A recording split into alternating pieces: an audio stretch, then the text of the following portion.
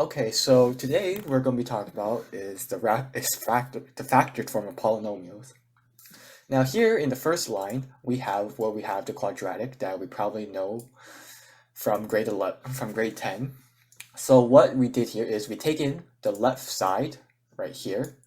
We take x squared minus 5x plus 6, and then we factored it into two parts, two different linear polynomials right here.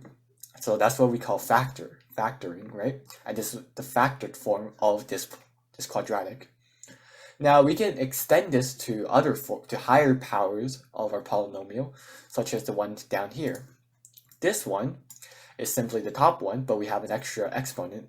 We have an extra exponent on every single variable here. So when we factor it, we have x times x minus 2 times x minus 3. And that's what we call it. And in general, for all of our polynomials, we can always factor them into the different roots that we have of the polynomial, which make the polynomial equal to 0 at whatever x it is. So when we deal with polynomials, we typically deal with polynomials that do not have imaginary coefficients. What do I mean by that? We do not typically deal with stuff like, we do not typically deal with x squared minus ix. We do not deal with this variable here. This denotes the complex, the imaginary form of the number. So we don't deal with that. So thus we probably just deal with the real numbers such as 1, -5, and +6. So what does this tell us about when we factor it?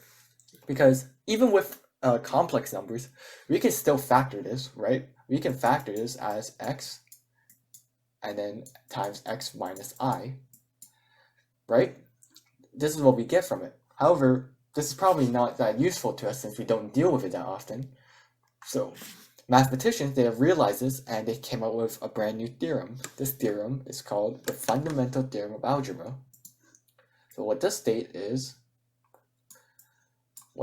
is that every single non-constant single variable polynomial with complex coefficients has at least one complex root.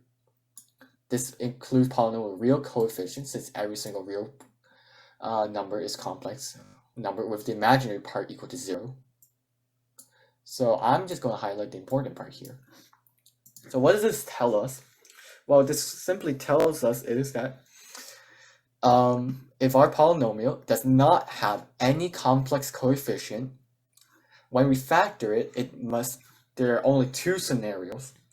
It must either be like what we have here for x cubed minus 5x squared plus 6x. All of the roots must be real roots, right?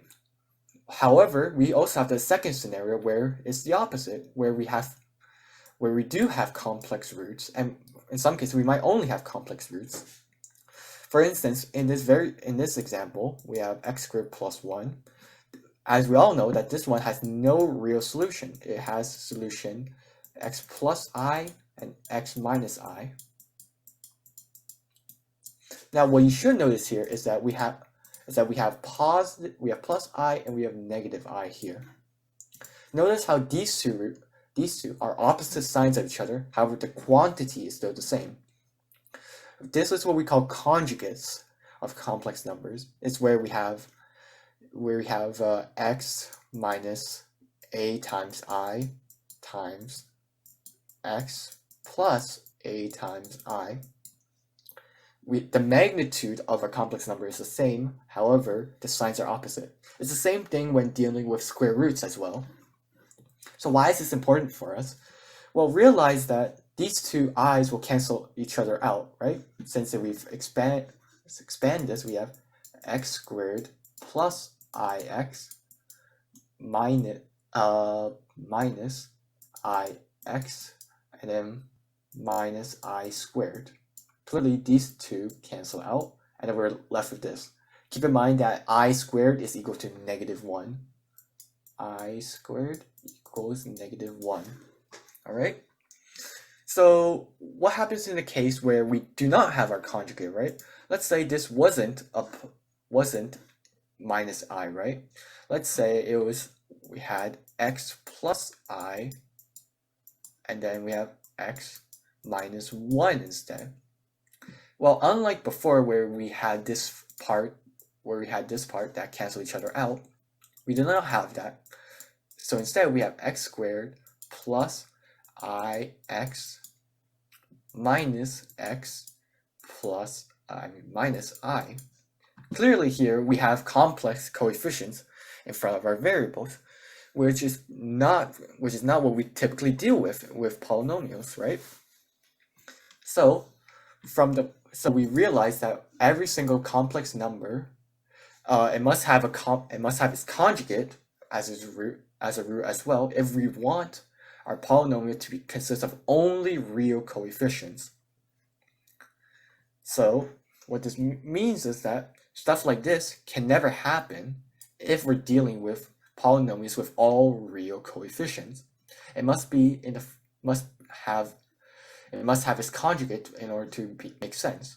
So if we wanted this to have a polynomial with all real coefficients, it would have to be something like this: x minus I, x plus I, right? And then x minus I, and so on, x minus 1, and so on, blah, blah, blah.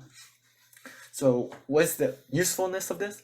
Well, when we're dealing with when we're factorizing our polynomials, this gives us a great tool because this automatically gives us two complex roots gives us the other complex root if we already know the first one, given the fact that our polynomial consists of only real number coefficients.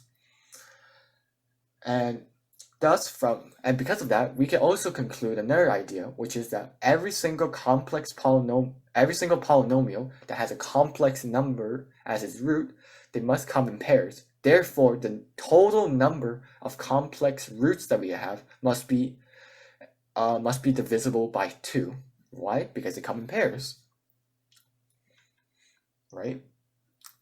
So I hope this made sense why the fundamental theorem of algebra relates to the factorization of our polynomial, and why these must come in pairs, why the roots must come in pairs when they're imaginary, not when they're real.